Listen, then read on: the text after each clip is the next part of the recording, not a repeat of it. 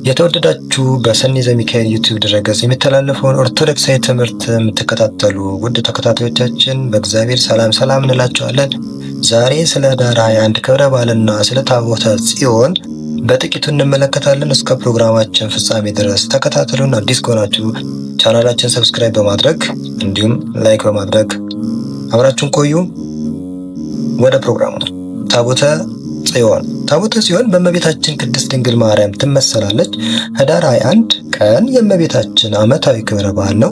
ጽዮን ማለት አምባ መጠጊያ ማለት ነው። ሰው እናታችን ጽዮን ይላል፣ በውስጧም ሰው ተወለደ መዝሙር 86 ከቁጥር 5 ላይ በማለት መዝሙረኛው ዳዊት እንደተናገረ አዳምና ልጆቹ በበደል ምክንያት ለ5500 ዘመን ከተፈረደባቸው የሲኦል እስራት ነፃ ይወጡ ዘንድ እግዚአብሔር ወልድ ከዳዊት ዘር ቅድስት ድንግል ማርያም በተገኘችው ቅድስት ድንግል ማርያም ማኅፀን አደረ። 9 ወር ከ5 ቀን ማኅፀኗን ዙፋን አድርጎ ተወለደ። እኛም ኦርቶዶክሳውያን የእግዚአብሔር ማደሪያ አምባ መጠጊያ የሆነችውን ድንግል ማርያምን የድኅነታችን መሠረት ናትና እናከብራታለን፣ እናመሰግናታለን፣ ከፍም እናደርጋታለን፣ በዓሏንም እናከብራለን። ታቦተ ጽዮን በእመቤታችን ቅድስት ድንግል ማርያም ትመሰላለች። ኅዳር 21 ቀን የእመቤታችን የቅድስት ድንግል ማርያም ዓመታዊ በዓል በተለየ መልኩ የምናከብርበት ምክንያት በርካታ ቢሆኑም በዋነኝነት ታቦተ ጽዮን በፍልስጤማውያን ተማርካ በነበረችበት ወቅት ዳጎን የተባለውን ጣዖት የሰባበረችበትና ልዩ ተአምራት የፈጸመችበት መሠረት በማድረግ ነው። ሊቀ ነቢያት ሙሴ ከእግዚአብሔር በታዘዘው መሠረት 2 ጽላት ቀርጾ የእንጨት ታቦትንም ሰርቶ ወደ ተራራ ወጣ። ከማይነቅዝ እንጨትም ታቦትን ሰራው። እንደ ፊተኞቹም 2 የድንጋይ ጽላት ቀረጽኩ፣ ወደ ተራራም ወጣው። 2ቱም ጽላት በእጄ ነበሩ። እግዚአብሔር በተራራው ላይ በእሳት መካከል የተናገራችሁን 10ቱን ቃላት ቀድሞ ተጽፈው እንደነበረ በጽላቱ ላይ ጻፈ።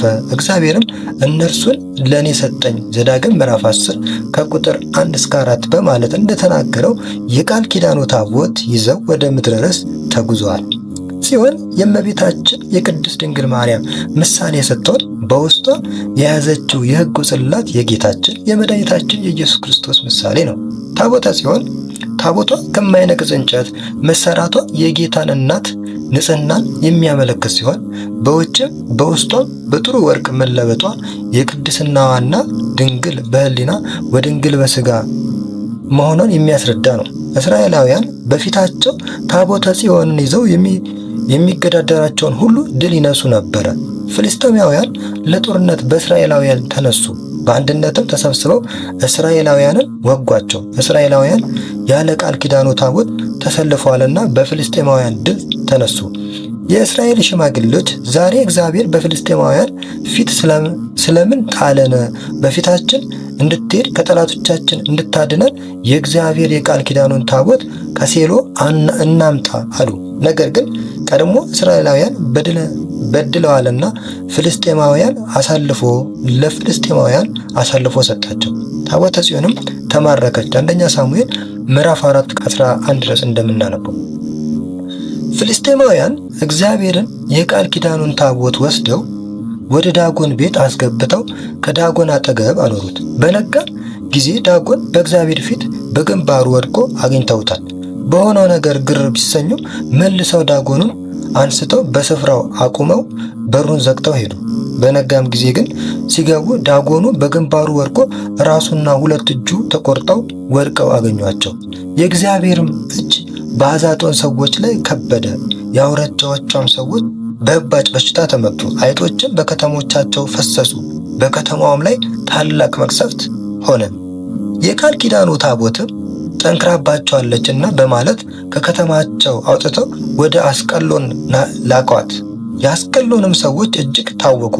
እኛንና ሕዝባችንን ልታስገድሉን የእስራኤልን አምላክ ታቦት ለምን አመጣችሁብን ብለው ሰደዷቸው። የእግዚአብሔርንም ታቦት በፍልስጤማውያን ዘንድ ለ7 ወር ቆየች።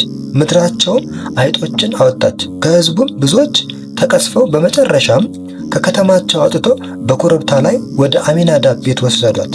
በዚያም ለ20 ዓመታት ቆየች። ከ20 ዓመት በኋላም እግዚአብሔር ለዳዊት ፍልስጤማውያንን በእጁ አሳልፎ ሰጠው፣ ድልም አደረጋቸው። አቤቱ ወደ ዕረፍት ተነስ አንተና የመቅደስ ታቦት እንዲል ነቢየ እግዚአብሔር ዳዊት የእግዚአብሔር ታቦትን ይዘው በእልልታና በዝማሬ በክብር ወደ እስራኤል ተመለሰች።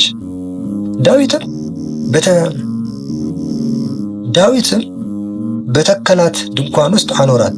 የኅዳር ጽዮን በዓል የሚከበርበት ምክንያት አንደኛ ነቢዩ ዘካርያስ ጽዮንን በተቃወመ ማይቶት አምሳል ያየበት፣ ሁለተኛ ቀዳማዊ ምኒልክ ታቦተ ጽዮንን ይዞ አክሱም የገባበት፣ ሶስተኛ በዮዲት ጉዲት ዘመን በዝዋይ ደሴት ቆይታ ሰላም ሲሆን ተመልሳ አክሱም የገባችበት፣ እንዲሁም አራተኛው አብርሃ እና አጽብሃ በአክሱም ከተማ ከ333 እስከ 339 ዓመተ ምህረት ቤተ መቅደሱን ሰርተው ቅዳሴ ቤቱን ያከበሩበት ዕለት ስለሆነ ኅዳር 21 ቀን ቅድስት ኦርቶዶክሳዊት ተዋሕዶ ቤተክርስቲያናችን በዓሉን በድምቀት ታከብራለች። እንግዲህ የእመቤታችን የቅድስት ድንግል ማርያም የኅዳር 21 የሚከበርበት ምክንያት በጥቂቱ ተመልክተናል። በቀጣይ ጊዜ በሰፊው እስከምንገናኝ ድረስ የእመቤታችን ፍቅሯ አማላጅነቷ አይለየን። ወስብሐት ለእግዚአብሔር ወለወላዲቱ ድንግል ወለመስቀሉ ክቡር። መልካም በዓል። ይቆያል።